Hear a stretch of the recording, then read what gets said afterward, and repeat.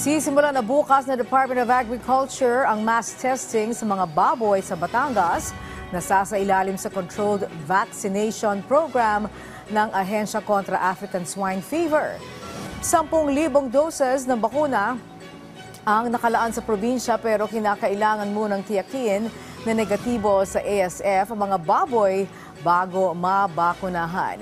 Iginiit din ng ahensya na voluntaryo ang pagbabakuna pero ngayon pa lamang ay maraming hog producer na ang naghayag na nais paturukan ng bakuna ang kanilang mga alagang grower o fattener na baboy.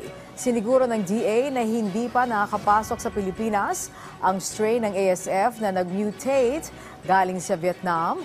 Wala anyang inaangkat na baboy ang Pilipinas mula sa naturang bansa. Nakahanda naman ang genome sequencing test at pinaghahandaan na rin ang posibleng trial na iba pang bakuna mula sa ibang bansa na para sa mga inahing baboy. Once we inoculate and vaccinate, monitor na natin yan and we will do all the testing that is needed including genome testing.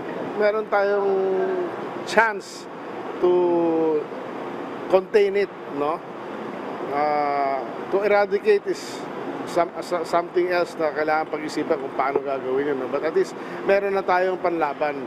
Ang ginagawa natin ngayon is we are accepting for trials na soon ang mga iba't iba pang vaccines, no? Like MSD, Hanvet, meron from Norway, meron from Korea, pati yung mga inahin supposedly pwede na.